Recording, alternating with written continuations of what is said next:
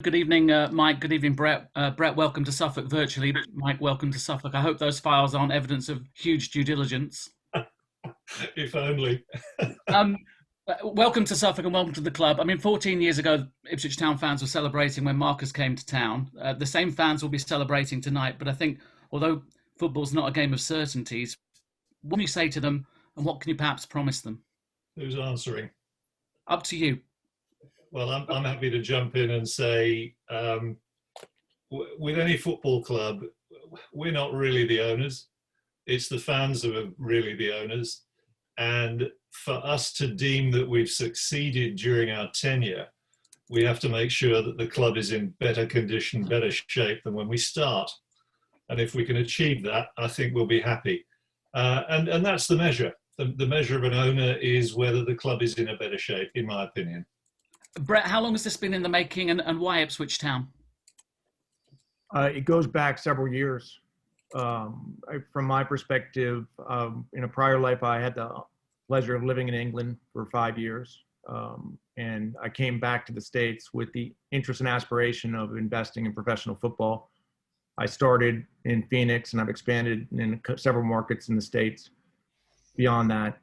But from my perspective, anyone who's invested in the sport of football, England is the ultimate. It's where you should need and want to be.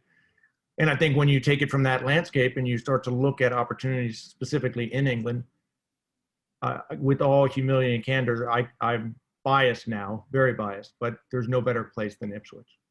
I think it's inevitable that fans want to know how much money you're going to spend on players. That happens with takeovers. But I think you'd also agree, both of you, that the ground, the training ground, the infrastructure, the support staff, there's an awful lot that needs the attention of good owners, isn't there, Brett? Yeah, I've never had the honor and pleasure. I can't wait to go visit Portman Road directly. But that being said, yes, we intend on investing both on and off the pitch. Consistent with certainly what we've been doing in Phoenix and what I'm doing in some other markets. But we're excited to roll up the sleeves and again invest both on and off the pitch to make this rightfully the incredible asset and pride that everyone has in the club and continue to kind of take it up from there. Mike, it sounds as though you're going to be at the coalface or perhaps on the farm.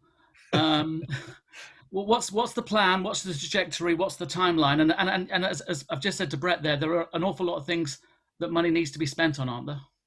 There's a lot of competing priorities, absolutely. And one of the tasks that we will have as owners will be to get those priorities in the right order. And usually the team comes top of that list because much would love to have, you could eat your dinner off the seats.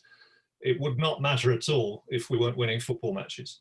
So the team will come first. And that in itself has challenges of differentiation between the academy and the first team and the facilities we've got to keep people fit and all of the rest of those things. So yeah, lots of items trying to grab our attention for being first on the list. And I think, yes, I am at the coalface, but I'm non-executive. I'm the non-executive chairman once we've hired a CEO who will be hands-on full-time. That doesn't mean to say you won't see me. Yes, I will be at the stadium for a couple of days a week, and I'll be at every single game I can make. Yeah, I'll be part of it, and I'll be the sounding board for the CEO.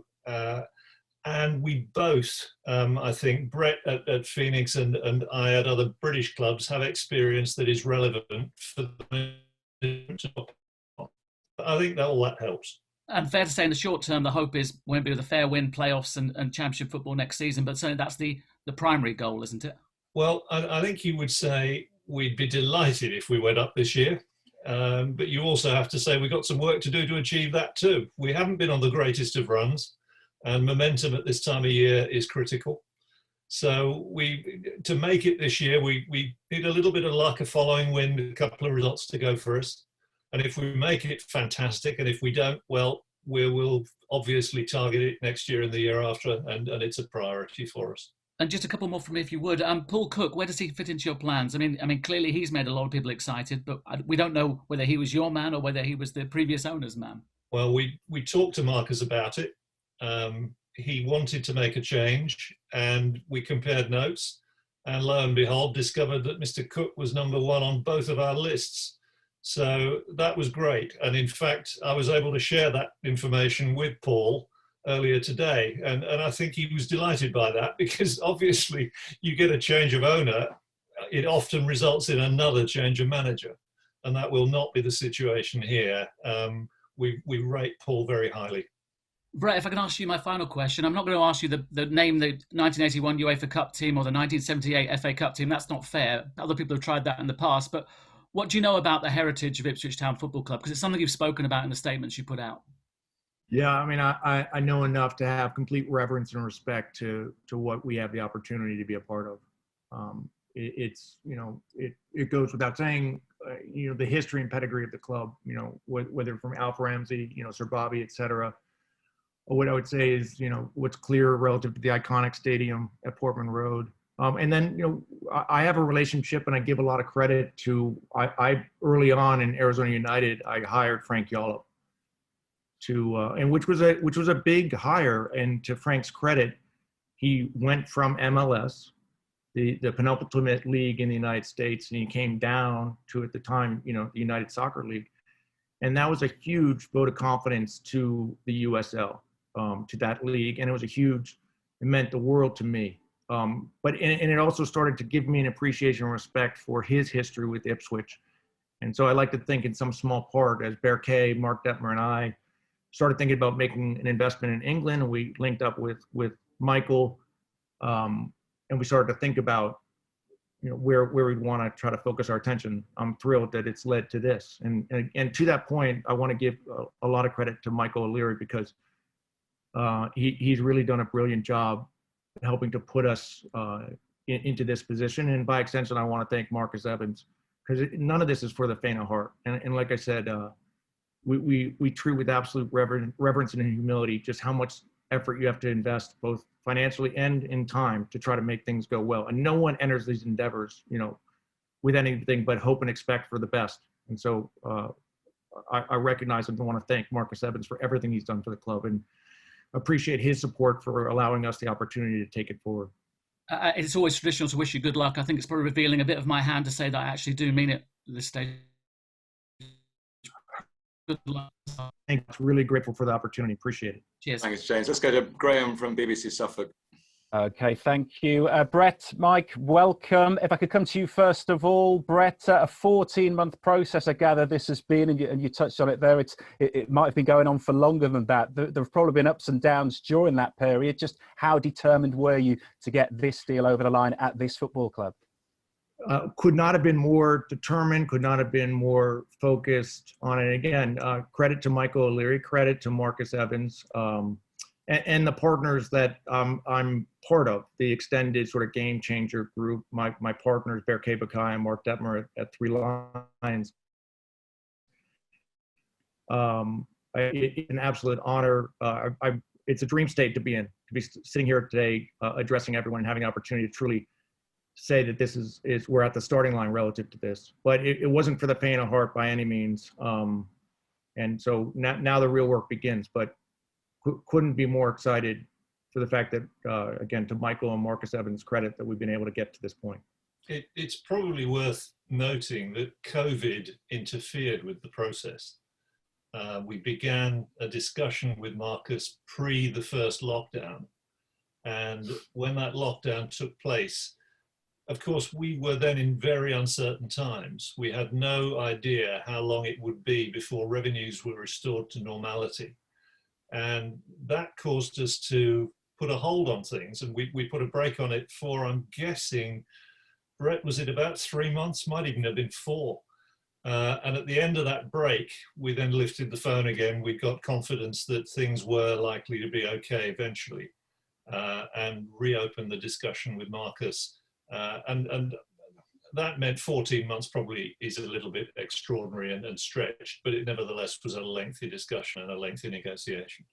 Mike, Marcus always stressed that the club was never up for sale, but said he would listen to anyone who he felt could take the club forward. So what do you think he is seen in you, Brett, to gain? Do you think? I think it's a mixture. I think we're well funded, so we have the capability to invest wisely.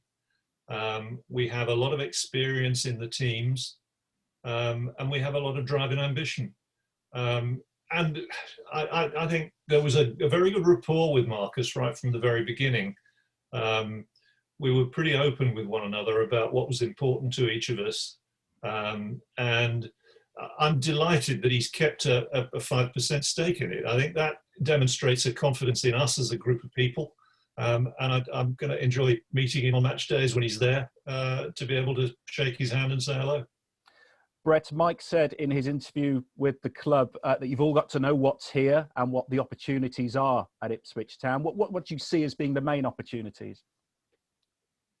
I think to put the club back on its sort of rightful pedestal in the world of football. In the short term, as Mike said, championship is absolutely our goal. But beyond that, I don't know why anyone would be investing in English football if they didn't have aspirations to get to the Premier League.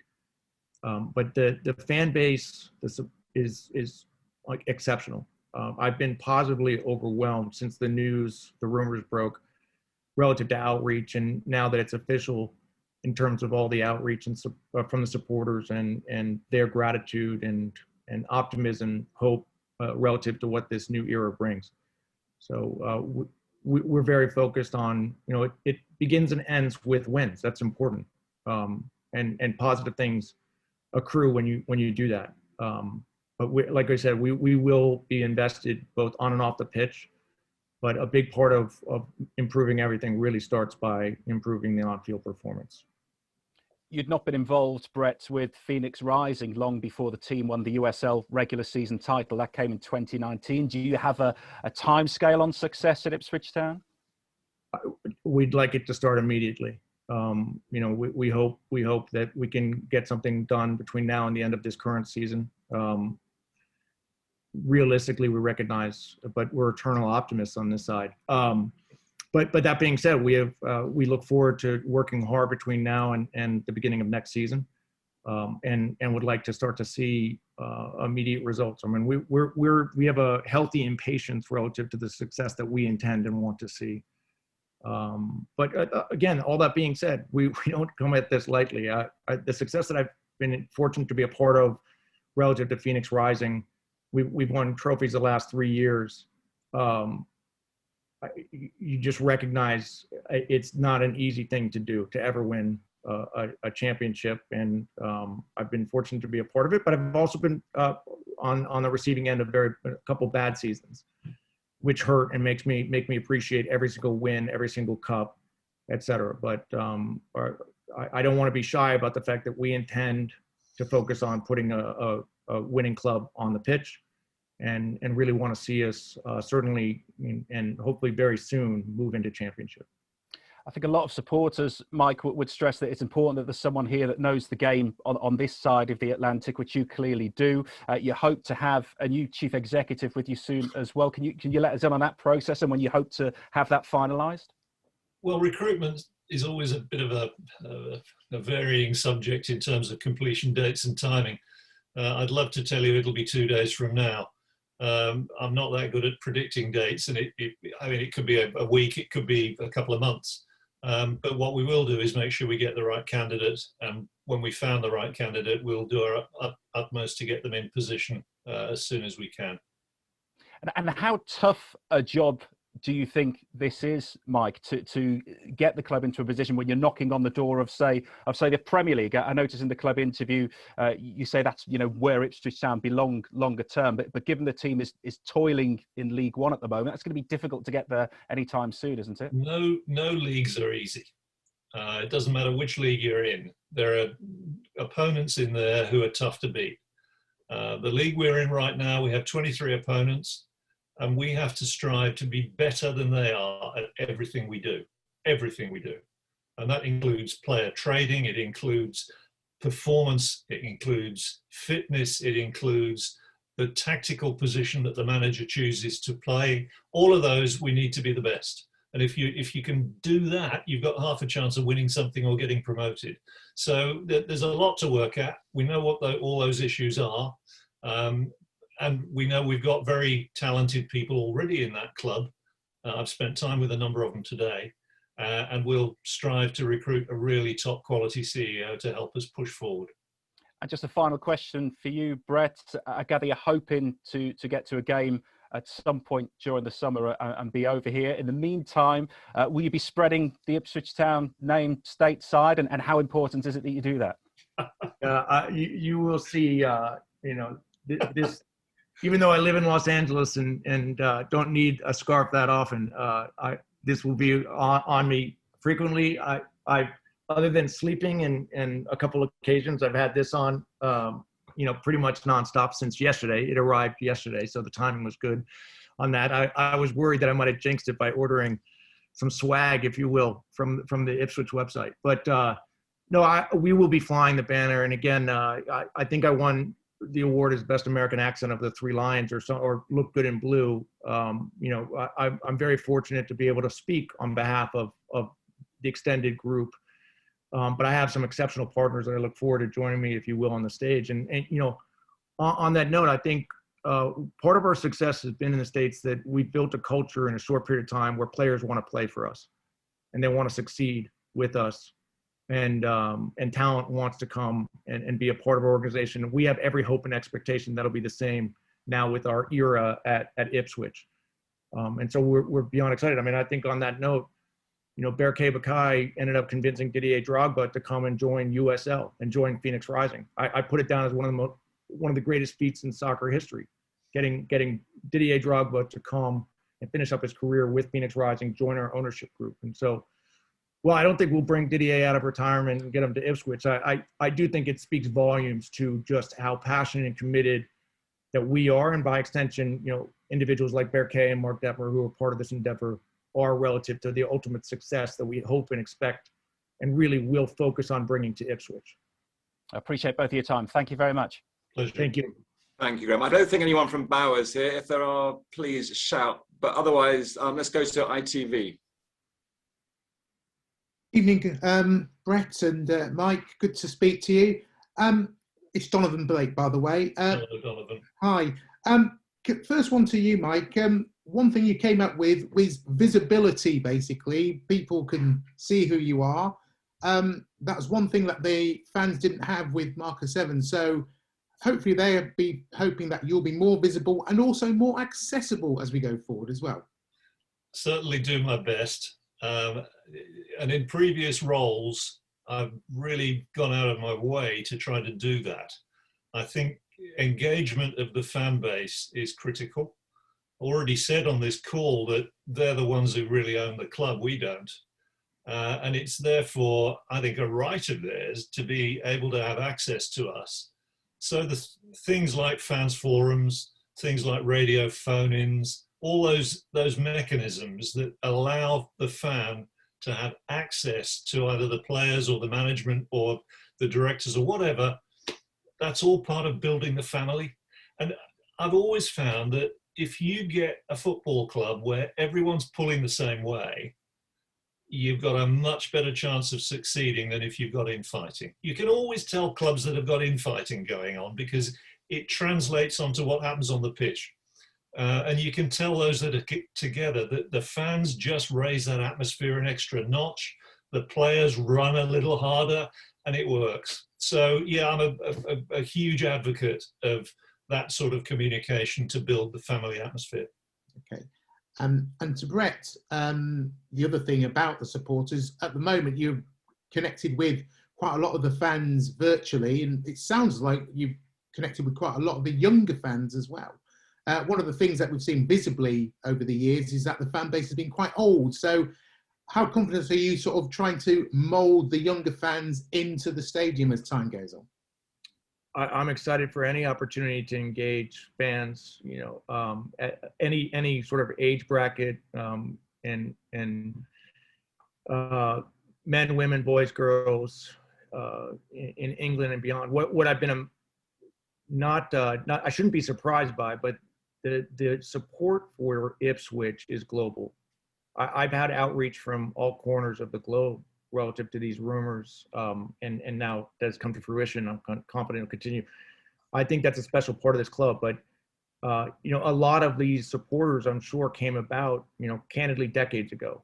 So I think for us, it's a great opportunity to start to engage with the next generation, the upcoming generation, and maybe a gap in a generation that just didn't resonate with the club, maybe because the success wasn't where it had been historically. So would love to see that, but I feel the club's got a responsibility to be a very positive beacon in the community and beyond, and very excited for the opportunity for us to play whatever role we can as stewards of it in terms of engaging that kind of support, everywhere. And you also touched on performance on the field.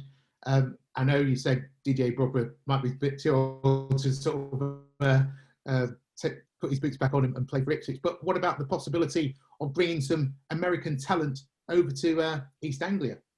I would love it. That would be a dream. I'm very pleased with the success of American players over in England and in Europe now.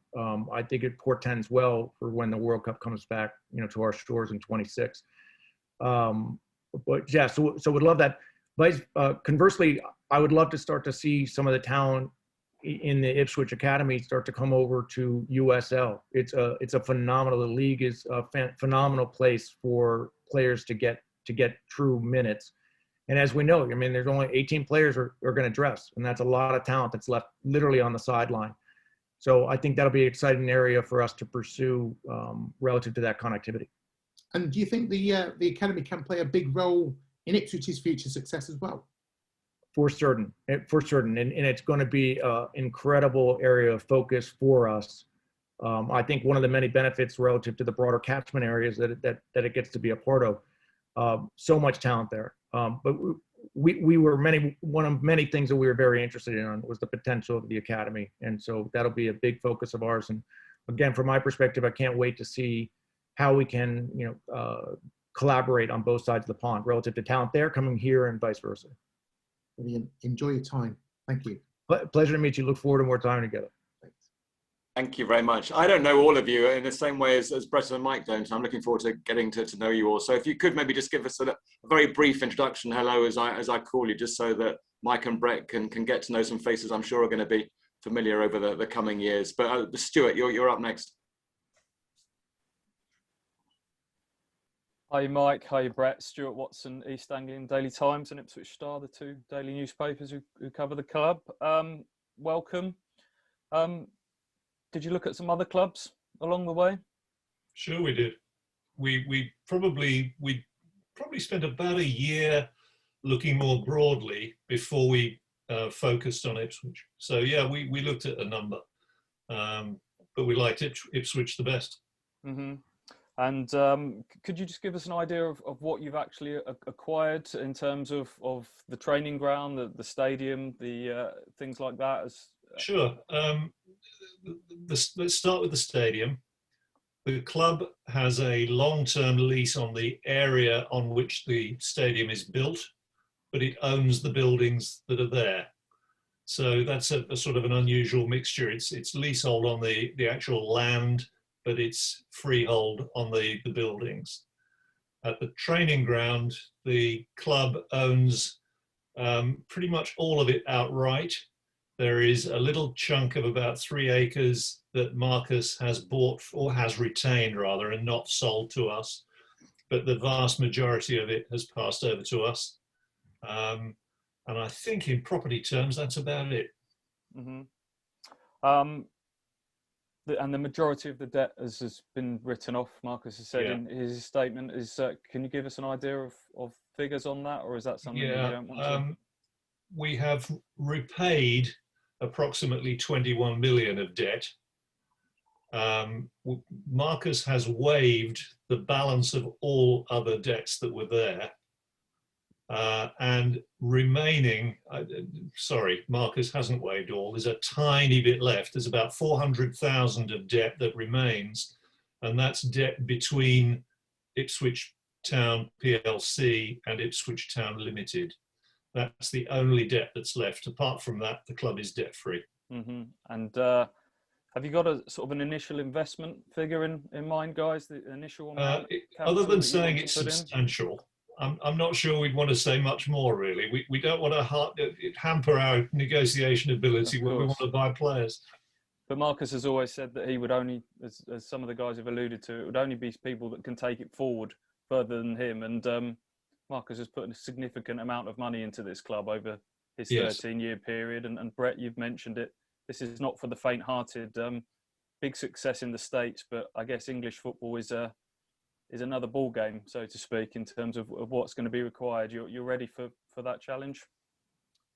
Yeah, I know. I think literally and figuratively, it's a whole nother ball game. But yeah, we've been at this for several years in terms of wanting to make something happen. And as Mike has talked to, we've been very focused on Ipswich for a great part of that time. And so we and at the risk of repeating myself, we approach this with complete humility. We have enough experience to recognize, I don't care where you are in the world, if you're invested in football and you're trying to win, it's not for the faint of heart. It requires a lot of time. It requires a lot of money. But all that being said, money isn't the answer to everything. I'm very fortunate to be involved and a part owner of a club in Denmark. It's one of the lowest payrolls in that league, and we're at last, I think we're sitting in 4th place. So it's about money's important, culture's important. A pride in winning is important, and it's not always going to work out well. But if it's not, then you've got to take accountability for it and continue to make the changes to hopefully get those results. Can I ask you a little bit about your time in London, Brett, and when you first kind of fell in love with the beautiful game? When you were over, obviously, here with a working role, what were the games who were you watching at that time? Yeah, I played growing up. I did recognize when I started to get into high school that my future in sport lay elsewhere. There was way too much talent out there. So, but I had the pleasure of running a company based in the UK. I ran the international division for a company called Targus. And so I spent 5 years there, 5 incredible years, and I had a front row seat, not just in England of the beautiful game, but everywhere I traveled around the world. The common denominator, the religion for this sport globally, I brought it back to America, and I was really focused on trying to find a way to start to get involved with the sport in the States. And now, again, really proud to bring it full circle back to England, where I would say for me, it all began. I have a good family friend who is arguably Arsenal's #1 supporter. So, had a long time ago, went to Highbury, saw that firsthand. I've been to Emirates. My allegiance probably shifted over time to Chelsea because of my relationship with Didier Drogba, and now I'm all in on Ipswich. So I'm gonna leave any prior loyalty to those clubs well behind. But they deserve credit. My time over there deserves credit relative to what I would say is being the genesis of my initial investment and recognizing that Phoenix was a great untapped soccer market. But once I broke the seal and was able to find the right geography, right partners, and start to make, this happen. And this is not an ego play for me. I'm invested in this to succeed. I bring partners in it to succeed. And succeed, from my perspective, means winning. But it's a long way of saying that I've always felt that if you're invested in this sport, the ultimate market is in England. So this is a dream for me with this day, to now have a club in England. And I, as I've said, I take it with complete reverence and humility, and hope to make everyone proud. And we'll certainly do everything I can, and by extension, I know my partners will, to make this a success. Yeah, and a wider development in Ipswich we've seen with the Pawtucket project. Obviously, it's a huge. It goes far beyond the sports team. Is there plans from an Ipswich point of view to have an impact on the town and the society in general? Yeah, the quick answer is I hope so. Rhode Island and some other areas, the Phoenix and Market, the Tucson. I've kind of looked at the social and economic impact that professional soccer can have in communities, and started to find ways to invest in what I'll call multi-asset developments that can really create jobs and economic change. So aspirationally, would love to start to see that be part of the calculus with Ipswich specifically. That being said, from inception, the the focus has been to acquire the club and to start to change the trajectory, get it back up to championship, and then ideally start to look at getting it up to the Premier League. So a disproportionate amount of the focus is going to be on winning games and investing in both the on and off experience, investing in the academy, et cetera. So the development would solely be if that was the right thing for the broader community. Candidly, it's not part of our business plan, if you will. Yeah. Just one more question, if that's okay, then we'll move on. Yeah, sorry. Money has been mentioned, time has been mentioned, but contacts, eclectic group of people that you've worked with in the other projects, that's going to be a huge thing that you're going to bring to the table, hopefully. I hope so. Again, I feel very proud of all the relationships that we've been able to build up. And again, my partnership with Berkay Bakai, with Mark Detmer, the relationships that collectively the extended ownership group in Phoenix have, hopefully we can start to bring that to bear. I do think that increasingly the world of soccer, in the most positive sense, is getting smaller. And so you want to find ways so that a club like Ipswich can leverage relationships in the States, relationships on the continent, et cetera. And I think we'll do that. Great. All the very best. Thank you. Thank you so much. Thank you. Mel.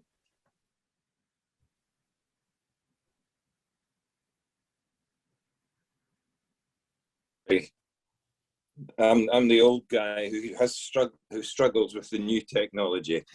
I had to find the mute button and unmute myself. I haven't really got any questions. I will introduce myself. The guys have been great in what they've answered so far. There's plenty of information there for me. But I would just like to wish them all the best, welcome them on board. I worked for the club for 10 years as their PR officer between 74 and 84, and I had some very good years at the club. And if they can get anywhere near, as Mike alluded to earlier, repeating that success, I think there'll be an awful lot of very happy people around. So it's merely me wishing them well, and I'll catch up with them at some time in the future. Thank you, Mel. If all the questions, You're welcome. If all the questions are that easy over the next few years, they'll never Phil. We should have started with Mel. Hello, yeah, I'm Phil Ham. I run the TWTD website and I write for the Colchester Gazette, local newspaper as well. I was just wondering, Mike, about you spoke a bit about talking to Paul this morning. I just wondered, obviously it was just an introduction. Anything you can tell us about the conversation you had with Paul? Yeah, of course, lots of things. For a start, we found out that we lived about a mile apart when we were younger. The accents may sound slightly different, but yeah, Paul was brought up in a suburb of Liverpool, which wasn't very far from Ormskirk, where I went to grammar school. So we had a few minutes reminiscence about Lancashire and Merseyside. We also talked about the opportunity this year and in the longer term, of course. And we had a very positive conversation about a lot of hard work that we're going to be doing. So yeah, we got along really well. I could see the look in his eye when I walked in the room. He was thinking, crikey, new owners, does that mean I need a new job?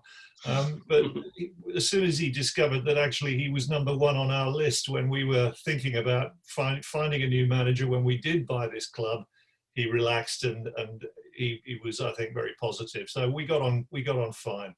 Did he hand you a list of players by the end of the meeting? Was it? Well, not quite, but I'm expecting that any time. It's one of the first things you've got to do now as new owners come in and sort of run an audit of different areas of the club where you feel that work needs to be done? I think broadly you're right. I think we need to make sure that the assumptions we've made are correct, and that means getting input from the entire team that is there.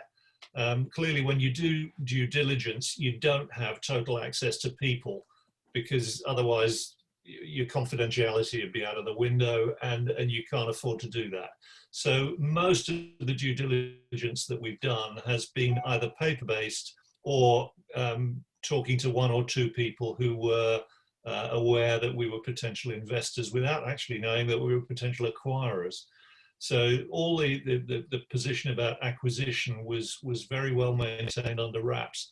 But now, of course, we've got completely unfettered access to all of the management, all of the people who work there, which allows us to have a real broad review of what are the areas that need to be addressed quickly, what are the things we need to put on the back burner, what's the prioritization basically. And that's underway. We literally started that today. And the stadium, people have kind of talked about the stadium being a bit run down over the recent years. Is that something you'll kind of look to make improvements on? Will you want Town to stay at Portman Road? That's obviously one aspect of a takeover. Often it means moving. Normally, if you start to talk about moving a stadium, you get lynched. So I'm not about to suggest that, no. The point about investment in stadia is really tied in with league position. If you go to a Premier League club, they've got access to investment that is way, way more than anybody else. And surprise, surprise, the stadia that you visit in the Premier League are pristine. The lower you go down the leagues, the more rustic they become. And we're somewhere in the middle right now, and we've not had the benefit of Premier League investment for a little while. So we've got some catching up to do. And yeah, there are places where it is a little tired, and there are places where we'd love to have a 500-seater restaurant rather than a 225-seater restaurant, etc. But that takes time. We're not going to do that overnight. I remember at my previous club, it took a decade for their stadium to really catch up. And we did it a bit at a time. We didn't do stupid things. I think there was one stand that we rebuilt in its entirety, but apart from that, we did it a piece at a time, and it's now a very pretty stadium that's fun to go to. And the pension fund that is kind of the money behind. Is there anything you can tell us about that? The whisper I heard was a police and fire service of a US state. It's a classic investment fund where you have a spread of investments, so that you have some that are very blue chip, that are all about dividend. You have others that are a higher reward type of speculative investment, and everything in between. And they try and balance where they invest so that if certain sectors do well, they will be okay. But if certain sectors do badly, they're balanced by others that do better. And it just so happens that this market really fits with one of the sectors that is, if you like, part of their profile for investment. And they've been looking at investing in UK football for a little while. So it's a happy marriage. We won't see much of them. They won't be involved in the day-to-day running of the club at all. They won't even have a seat on the board. They're happy to invest in the fund that ORG has put together. So ORG is their custodian in many respects. And even with ORG, Ed Schwartz, who is the lead there, will sit on the board of GC20, but he's not going to be spending a lot of time here. He'll probably visit 2 or 3 times a year. Most of the running of the club will be the CEO. And last question of that sort. The CEO, there's been a lot of talk about Mark Ashton, Bristol City. Anything you can tell us about that at all? I know you've worked with him before. I think I've said as much as I really want to about the CEO recruitment. We've got a process underway, and we've got people we're looking at, and there's timing of when we can recruit that really hinges on circumstances for the people that we've been examining. I know Mark very well, have done for a long time, and he's a good guy. But no, I'm not going to speculate further on people at this point. It's too early. Okay, well, thank you very much, and good luck to both of you. Thank you very much. Thanks, Phil. Nick Ames. Nick, I have to congratulate you on your journalism, because about a couple of weeks ago, Brett followed me on Twitter. And in about 30 minutes, you were checking me out on LinkedIn, and you're doing everything you possibly could. So you've been keeping your eye on this story well. So well done on that. But I'll throw the floor open to you. That's just about my only 2 + 2 = 4 moment in my career. So I'll take it. Thank you. And Mike and Brett, welcome. I'm cards on my table. I'm an Ipswich fan, so delighted to see you both, obviously. And I write for The Guardian in London. Question for Brett, if I can. There's maybe been a perception that, quite aside from sort of spending big transfer fees or anything like that, maybe Ipswich under the previous ownership haven't operated maybe smartly enough in terms of thinking outside the box and maybe looking at other ways to make marginal gains and get better. Now, I wouldn't expect you to comment on that, but maybe looking at innovations that maybe have been popular in the US, such as the use of analytics and certain sports science and conditioning factors. Is there anything in particular that's worked for you at Phoenix so far that you would look to or want to translate at Ipswich? So I think, to your point, sport is evolving rapidly, and any club that's not leveraging data and evolving to recognize, how to make that a competitive advantage is behind the times. And so I think that will be part of the DNA that we instill into the club. And I think, as we talk about and fill the role of that CEO, which is critical, I'm confident that whoever it is will be forward-looking relative to, really adopting, best practices and new technology, et cetera. It's evolving so quickly, and you got to try to find every single competitive advantage you can.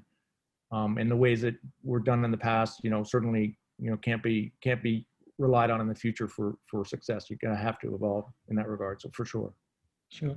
And going back partly to what you said about maybe bringing academy players to Phoenix and things like that. Obviously, there's quite a vogue now for club networks. I think Barnsley, for example, in the Championship, are part of a very successful one indeed. And I know that you work obviously with Helsingør and other clubs in the States as well.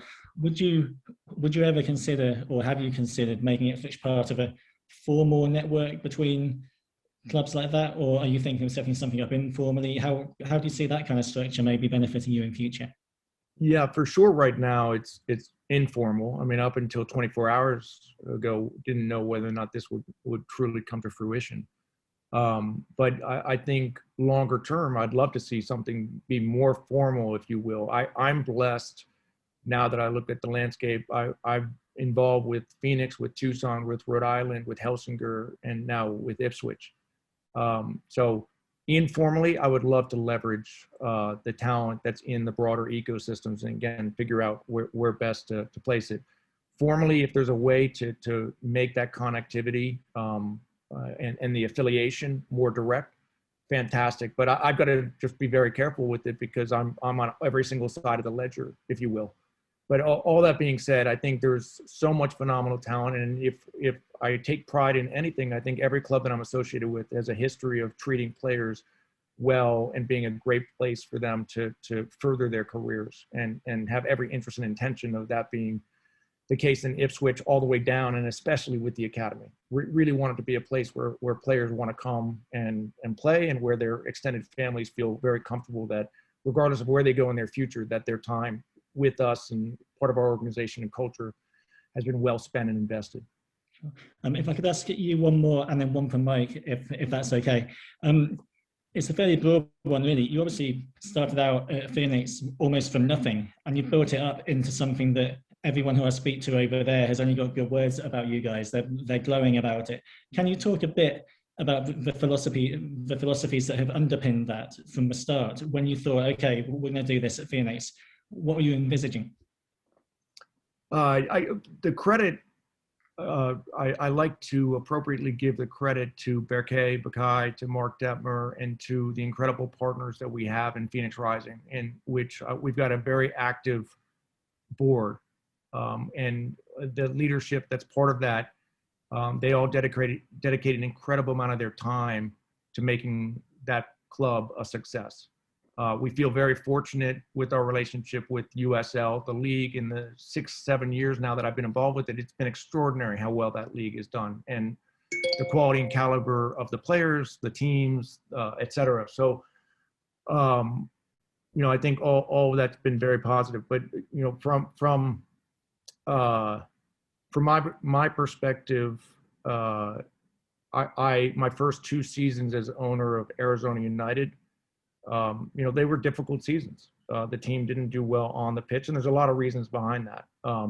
So everything started to change when I met Mark Detmer and Berke Bakai, and I convinced them, along with some others, to come invest in this franchise, to rebrand it to Phoenix Rising. And we built a stadium in a great location, and Berke convinced Didier Drogba to come and join us and finish up his career and join our ownership group.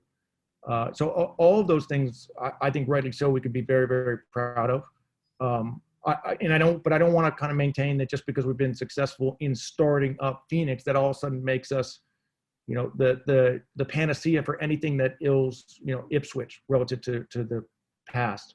I feel confident that we will be tireless in terms of investing both the time and the money and the culture and the character to make Ipswich the special place that it is, the special club that it truly is. And hope with complete humility we can do that, you know, starting today and start to see the results immediately. But recognize it takes a lot more. Sometimes you just need a little luck. Sometimes that ball needs to, you know. On a related note, last year Helsingør got promoted up to the second division in Denmark. You know, if a ball in the last minutes of the last game of the season, it hit the crossbar and fortunately did not go in. If it had gone in, you know, we're still down in the lower division. So none of this is easy. None of this for the faint of heart. And sometimes you need the ball to literally just bounce the right way. Sure, thank you. And just a quick one for Mike, because I know there are other people too. Mike, you've been involved obviously for quite a while in football. You've been involved at West Brom and Oxford, but basically, what made you want to come back in and help a project like this? I think it's an opportunity. I'm looking forward to that. I enjoy this industry. It's a tough industry. It's testing, and it's odd because football clubs aren't very big businesses. They're relatively small, but they are a lot more complex than people give them credit for, and you're scrutinized mercilessly. Just look at you lot all talking to us here now. But that scrutiny really does mean that you've got to be on top of your game the whole time. And I really enjoy being part of that. I think it's fun. And if you can learn from experience to make yourself be more successful, then I think it's even better. And yeah, I've seen things that people have done wrong. I've seen things that people have done really well. So some of that experience, I hope, will help us on our path. But I'm looking forward to the company and my colleagues, and I think we're going to have a chance to do something special. Good luck, guys. Thank you very much. Thank you. Matt Slater, finally then. So Matt, you've had everyone chasing your tail over the last few weeks. You were the first with a story, so maybe it's appropriate you bring up the tail yourself today. A bit like Mel, just say, you know, hello, well done, you got over the line. Good luck. Thank you. You've answered everything tonight, so you know this is a great start. I suppose just one quick one. I mean, Brett, are you still thinking MLS? Can you do both? I mean, Sacramento have pulled out, very expensive. Yeah, we are so content and honored relative to our role, relationship, and success with USL. I don't think you'll find a bigger cheerleader than me relative to that league. And look, I'm very good at speaking out both sides of my mouth. I've got the utmost respect for MLS, but that being said, I also have the utmost respect for USL. I'm bullish on football in North America for a lot of reasons. I feel very proud to be associated with the sport in this country, and now particularly proud to be involved with the sport in England. You know, so not trying to dodge the question, but you know, MLS is a very, very different model. And again, if you look at my role in Phoenix, and if you look at what I've got involved in Tucson and Rhode Island, I think USL is such a brilliant model relative to, you know, how to bring the beautiful game to communities. And, you know, the difference between America is it doesn't have the history with the sport. That, you know, it's inspiring to think about the history of Ipswich in the community. And I mean, it's just mind-boggling to think about what it's meant to that broader community. I mean, you know, Phoenix Rising, this is our 5th year officially as Phoenix Rising. I mean, that's a rounding error for Ipswich's history. But it's great to be involved with a sport that can make such a big impact in a country that obviously, you know, I care so much about and I'm a part of. Great, thank you. Good luck. Appreciate it, Matt. I look forward to more time together. Thank you. Okay, good man. So there's this Lee from BBC, I think, wants to ask a couple of questions on the end. Are you there, Lee? Yes, I am. Now, I think, Brett, we've already talked to you today. It's been lovely to hear from you, but I think we've already talked to you today. So I'm going to just ask Mike some questions, if that's all right. You can have a nice, well-earned rest. Look, I'm going to start getting jealous, but I'll allow it. Thank you so much. Now, Mike, I'm just looking at your, is there any way that you can kind of just move up a little bit? Because I think you were quite far low down on the camera. How's that? That's a bit better, just a little bit more. You just want to see what books I've got on the bottom shelf, don't you? That's much better. Thank you so much, Mike. Really appreciate that. So again, I'm really sorry if I'm going to ask some of the same questions that's already been asked. It's because, you know, we'll treat this like a fresh interview. I've only got 2 or 3 questions anyway, Mike. So okay. That's all right with you. So, Mike, first of all, I mean, how did this come about then? Because it's understood that you've been driving this deal for about a year now. Yeah. I think it's probably true to say it's the most intricate, complex M&A deal I've ever worked on in my life, and I've done a lot of them. I think in my sort of what you might call proper career before I got into football, I used to help to run tech stocks that were usually publicly quoted. And there were 1 or 2 of those were very acquisitive businesses, and we probably bought somewhere between 50 and 100 companies over a 20-year period. None of those acquisitions was anywhere near as complex as the one we've just been through. So I'm not surprised it took a year, because they are complex and there is a ton of emotion involved. I remember vividly going through the process we have gone through with Marcus, and there was one day when I looked at him and I could see his face with realization on it. This was him walking away from owning this club. And that's a big, big issue for someone who has had the dream of owning their boyhood club and actually fulfilled it. And he got through it, and we completed the deal. Credit to him. It would have been so easy for a man of his wealth to suddenly turn around and say, you know what, I don't want to do this. I want to keep it. So that was a really challenging part of it. Where did it come from? Well, I was very fortunate to be introduced to Brett and his colleagues by a mutual acquaintance, and we talked about what sort of investment they were considering in British football.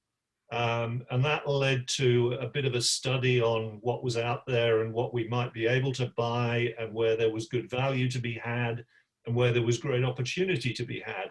And all of that sort of transpired into the conclusion that Ipswich was a great opportunity. And we then approached Marcus 14 months or so ago and said, would you care for a conversation about an investment or even an acquisition?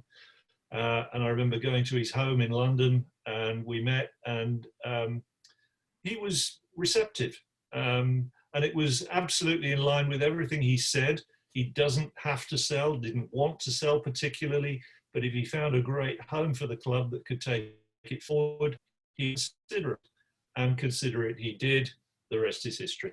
You've kind of already answered my next question, because my next question was, why Ipswich Town? But I guess it's because of, well, the opportunity that came about. I think it's a mixture of things. I've told a story a couple of times about when I was a young man. I was born in West Bromwich. You can probably tell from my accent. And I used to go and watch Baggies games regularly. And when I was about 25, West Brom got to the semi-final of the Cup. And they were drawn to play their semi-final at Highbury, and it was 1978. And I remember going to that game and being particularly miserable because we expected to win and we were walloped 3-1 by Ipswich.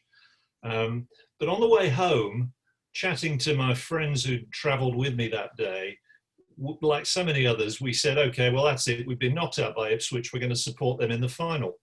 And in the final, Ipswich played against Arsenal and duly won 1-0, and we were all cheering for them. So I've always had a soft spot for Ipswich as a result of that. And maybe that's contributed to the fact that this was such an appealing opportunity for us. They've always had great teams. I say always. The last few years we've struggled a bit. But certainly when I was growing up in the 60s, the 70s and the early 80s, they were fabulous teams. Half the blooming England squad came out of the Ipswich team. Half the Scotland squad came out of the English team and the Irish centre half. You got such a great strength here, coupled with the management. So that heritage, that history, that fan base built on the back of all that success made this a pretty compelling opportunity for us to look at.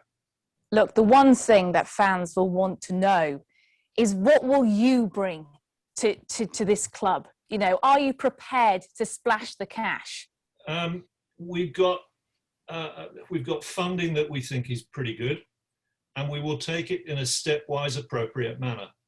So we know what we think we need to do to be able to get from where we are to the Championship, and we know pretty much what we need to do if we're going to go a step beyond that and try and get to the Premier League. So we know what we're in for. We've got backers who are content with those plans.